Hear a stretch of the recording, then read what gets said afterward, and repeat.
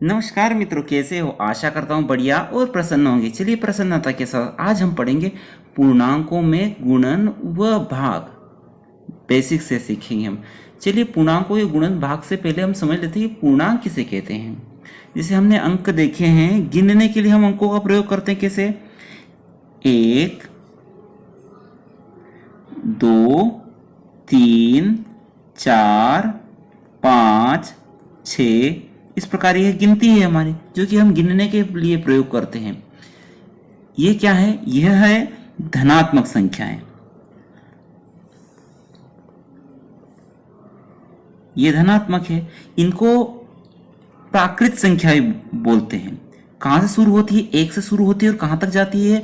इनका अंत तो कोई छोर होता ही नहीं है, अनंत कह सकते हैं। ये है हमारी प्राकृत संख्या है।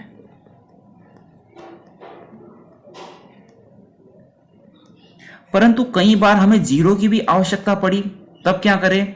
यदि इसमें जीरो को भी हम शामिल कर लेते हैं तो यह बन जाएंगे आपका पूर्ण संख्या है। क्या कहेंगे तब इसको हम? पूर्ण संख्या।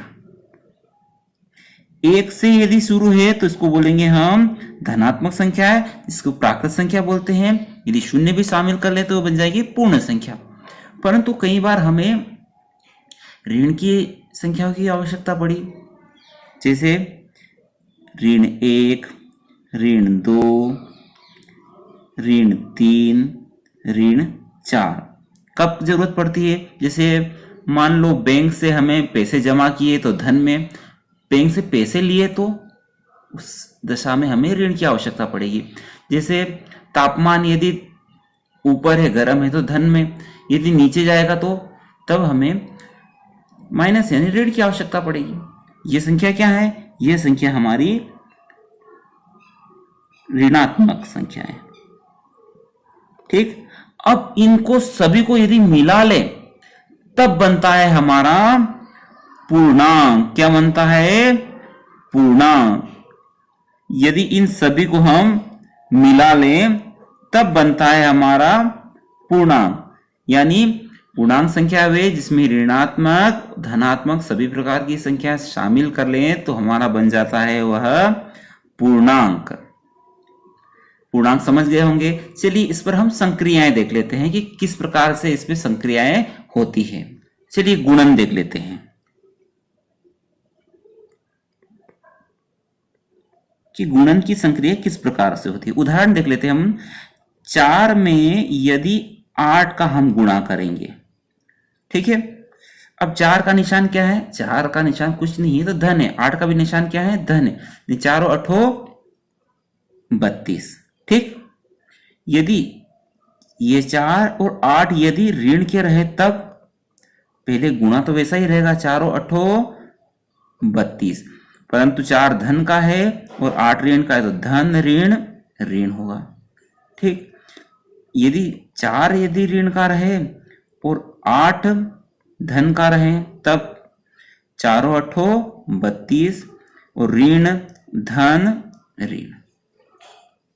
यदि ऋण 4 और 8 भी ऋण का रहे तब 4 और 8 32, परंतु ऋण ऋण धन रहेगा। ठीक है। ये कुछ उदाहरण हम भाग का देख लेते हैं। भाग में किस प्रकार होता है ये उदाहरण देखेंगे तो हमें अवधारणा समझ में आ जाएगी। जैसे 8 में भाग लगाना है हमें 4 का। 4 का पहाड़ा बोलिए जब तक कि 8 ना आ जाए। 4 एकम 4, 4 दूनी 8, और दोनों ही धन के हैं तो धन रहेगा। ऋण 8 में भाग लगाना है हमें 4 का, तो उस दशा में क्या होगा? 4 दूनी 8, ऋण धन ऋण।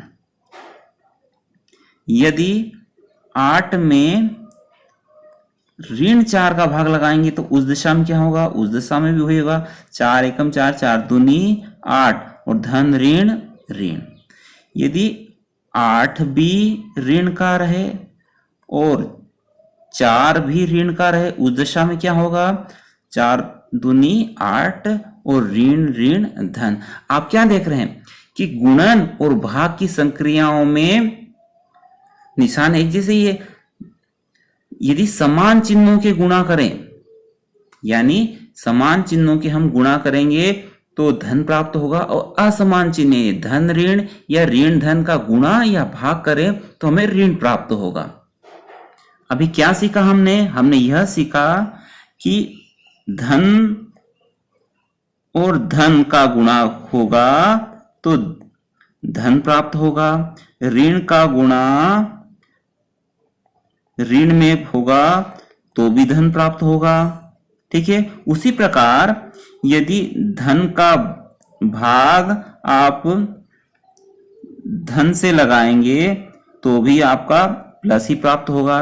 ऋण का भाग यदि ऋण से ही लगाएंगे तो भी धन प्राप्त होगा, यानी समान चिन्हों का गुणा या भाग करो तो धन ही प्राप्त होगा। लेकिन असमान चिन्ह धन का गुणा ऋण में करो तो भी ऋण प्राप्त होगा, या ऋण का गुणा धन से करो तो भी ऋण प्राप्त होगा। वैसे ही धन में भाग लगाओ ऋण का तो ऋण प्राप्त होगा, ऋण में भाग लगाओ धन का तो भी ऋण प्राप्त होगा।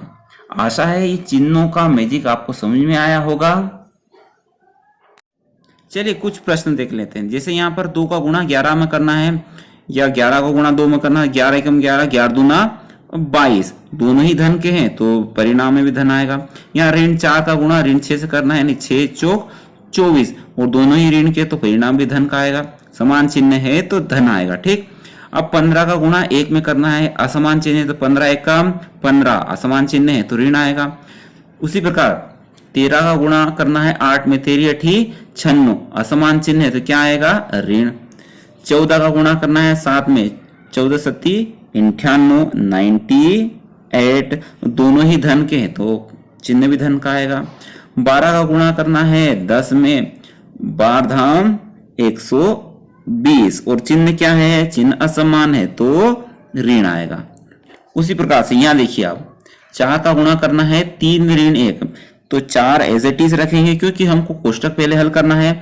यहाँ देखिए असमान चिन्ह है, 8 ऋण का है 3 धन का है तो घटा दीजिए, असमान चिन्ह है तो घटेंगे, 8 में से 3 गए तो क्या आएगा ऋण के 5, और इनका गुणा कर दीजिए, 5 चौक 20, और असमान चिन्ह है तो क्या आएगा परिणाम ऋण के 20 आएंगे।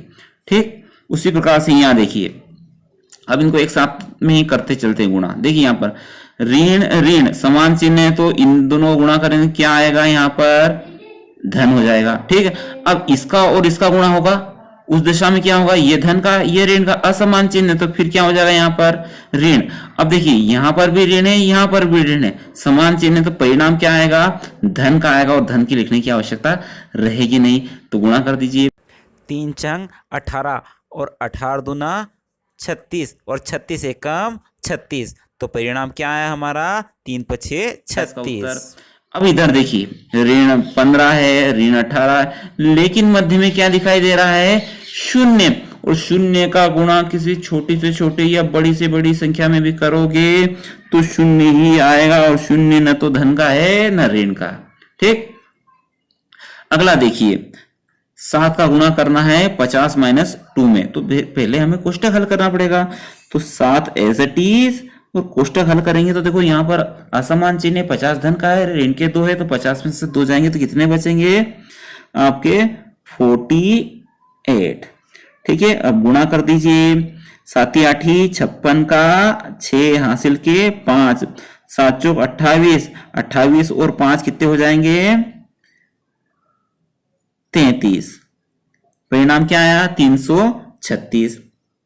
अगला प्रश्न देखिए, यहां भी कोष्टक पहले हल करना पड़ेगा, 10 एज इट इज गुणित, यहाँ 6 धन के हैं और 2 किसके हैं ऋण के हैं, 6 में से 2 जाएंगे तो बचेंगे धन के 4, धन के 4 क्यों, क्योंकि 6 बड़ा है और इसका निशान क्या है धन, तो यहाँ आएगा 4। अब 4 का गुणा 10 में कर दीजिए या 10 का गुणा 4 में कर दीजिए, 10 चौक 40। अगला प्रश्न देखिए, ऋण 2 का गुणा करना है, 3 धन 5 जोड़ दीजिए, कोष्टक को हल करना है। 5 और 3 कितने हो जाएंगे? 8, और 8 एकम 8, 8 दूनी 16। असमान चिन्ह है तो क्या आएगा? यहाँ पर ऋण। आशा है गुणन तो आपको समझ में आ गया होगा। अब यहाँ पर कुछ भाग के सवाल है, देख लीजिए। ऋण 28 में भाग लगाना है 7 का, इन्हें 7 का पढ़ा तब तक बोलिए जब तक कि 28 ना जाए। 7 एकम 7, 7 दूनी 14, 7 3 7 चौक 28, 4 बार में गया। अब असमान चिन्ह, ये ऋण का है, धन का, तो परिणाम क्या आएगा? परिणाम ऋण ही आएगा। उसी प्रकार 8 का भाग लगाइए 120 में, ठीक है। भाग इधर से लगाना शुरू करें। 8 एकम 8, बचेंगे कितने यहाँ से? बचेंगे यहाँ से 12 में से 8 गए तो बचेंगे 4, वो हो जाएंगे 40। 8 पंज 40, ठीक है। ये 8 का भाग लगा दिया 120 में। अब चिन्हों को देख लीजिए, ये धन का है, ये ऋण का। असमान चिन्ह तो क्या आएगा? ऋण आएगा। उसी प्रकार से यहाँ देखिए 72 भी धन का है, 12 भी धन का है। 12 एकम 12, 12 दूनी 24, 32, 12 होता है, 12 पंजे 60, 12 6 72, और दोनों ही धन के तो परिणाम भी धन का ही रहेगा। उसी प्रकार यहाँ देखिए 10 का भाग लगाना है 20 में, 10 एकम 10, 10 दूना 20, और चिन्ह क्या आएगा? असमान चिन्ह है तो क्या आएगा? ऋण। यहाँ देखिए 6 का भाग, ऋण 6 का भाग लगाना है 24 में, 6 एकम 6, 6 दूनी 12, 6 3 18, 6 चौक 24, परंतु चिन्ह क्या है? असमान है, धन ऋण है तो क्या आएगा? ऋण। अब यहाँ देखिए ऋण 3 का भाग 3 में लगाना था, 3 एकम 3, ठीक है, और असमान चिन्ह ऋण धन तो क्या आएगा? ऋण। उसी प्रकार यहाँ देखिए, यहाँ कोष्टक की चीज है तो पहले इनको हल करना पड़ेगा। 3 भागित, देखिए यहाँ देखिए ऋण 2 धन 1, असमान चिन्ह है तो घटेंगे। ऋण 2 में से 1 जाएगा तो क्या बचेगा? 1 बचेगा, वो भी किसका? इसका बचेगा, यानी ऋण 1। अब ऋण 1 का, यानी 1 का पढ़ा तो बोलिए जब तक 3 है तो 3 बार में ही आएगा। एकम 1, 1 दूना 2, 1 तिया 3, 1 का भी पढ़ा होता है, यानी कितनी बार में? 3 बार में। और चिन्ह देखिए, ये धन का, ये ऋण का, समान चिन्ह है तो ऋण आएगा। चलिए यहाँ भी कोष्टक नजर आ रहा है, पहले कोष्टक को हल करेंगे, ठीक। यहाँ देखिए 12 का भाग लगाना है 36 में, 12 एकम 12, 12 दूना 24, 12 तिया 36, 3 बार में। और चिन्ह क्या है? ये ऋण का, ये धन का, असमान है तो यहाँ पर ऋण आएगा। ये कोष्टक की चीजें हल कर ली तो बचा क्या था? भागित 13। अब ऋण 3 में 13 का भाग लगाएंगे, वैसे भाग जाता नहीं है परंतु सवाल इन्होंने दे दिया तो भाग तो लगाना पड़ेगा। इधर देख लेते हैं भाग, यानी ऋण को भूल जाइए, अभी 3 में भाग लगाना है 13 का। 13 का पहाड़े में 3 तो आते ही नहीं है, भाग नहीं जाए, उसकी 0 लगाई, दशमलव 0 उतारी, 13 एकम 13, 13 दूना 26, यानी 2 बार में 26 आया। और 30 में से 26 गए तो बचे 4, दशमलव लगी हुई है, 0 उतार लो, 13 एकम 13, 13 दूना 26, 13 तिया 39, 3 बार में 40, और 40 में से 39 गए तो बचेंगे 1, दशमलव लगी हुई है तो हम 0 उतार सकते थे, हो गए 10, परंतु 13 में 10 का भाग नहीं जाता तो भाग नहीं जाए उसकी 0, दशमलव लगी 1 और 0 उतार सकते। 13 सती 51, 13 सती 51, यानी 7 बार। तो परिणाम क्या आया हमारा? परिणाम आया 0.2307, ठीक। अब इसमें निशान किसका आएगा? असमान चिन्ह है तो क्या आएगा? यहाँ पर आएगा आपका ऋण। वैसे यह प्रश्न यहाँ आना नहीं चाहिए था, कुछ मिस्टेक है प्रिंटिंग। अगला प्रश्न देखिए, कोष्टक की चीजों को पहले हल करते हैं। यहाँ पर देखिए ऋण 6 धन 5, 6 में से 5 घटाना पड़ेगा। 6 कौन है? ऋण का 6 है, बड़ा भैया तो निशान इसका ही आएगा। तो ऋण 6 में से 5 जाएंगे तो क्या बचेगा? ऋण का 1 भागित ऋण 2 धन 1, असमान चिन्ह है तो 2 में से 1 जाएगा तो क्या बचेगा? ऋण का 1, और 1 का पढ़ा तब तक बोलिए जब तक कि 1 ना जाए, 1 एकम 1, और परिणाम क्या आएगा? दोनों ही ऋण के हैं तो परिणाम का धन का आएगा। ऋण 32 में 2 का भाग लगाना है, तो 2 एकम, यहाँ 3 में भाग लगाए, 2 एकम 2 थे 3, 3 में से 2 जाएंगे तो 1 बचेगा। अगली स्टेप में यहाँ हो जाएंगे 12, 2 छंग 12, परिणाम आपका 16 है, तो चिन्ह क्या आएगा, दोनों ही ऋण के हैं तो परिणाम भी हमारा धन में आएगा। इधर कोष्टक को पहले हल कर लेते हैं। 4 से भाग लगाइए 16 में, 4 चौक 16 यानी 4 बार में, वो निशान क्या आएगा, ये ऋण का ये धन का असमान चिन्ह है तो ऋण आएगा। भागित ऋण के 2 भाग लगा दीजिए, 2 दूनी 4, और दोनों ही ऋण के हैं तो परिणाम धन का ही रहेगा। अगला प्रश्न क्या है, 48 में 4 का भाग लगाइए, तो 4 एकम 4, 4 दूनी 8, और दोनों ही धन के हैं तो परिणाम भी धन का रहेगा। भागित ऋण 3 का पहाड़ा तब तक बोलीजिए जब तक कि 12 ना आ जाए, 3 चौक 12, और असमान चिन्ह है तो क्या आएगा आपका ऋण। कहने का मतलब है सभी प्रश्नों में हमने क्या देखा कि समान चिन्ह है तो धन आएगा, चाहे धन धन हो या ऋण, असमान चिन्ह हो तो ऋण आएगा। भाग करो या गुणा करो। आशा है आपको सवाल समझ में आया होगा। अगले वीडियो तक जय हिंद, जय भारत, वंदे मातरम।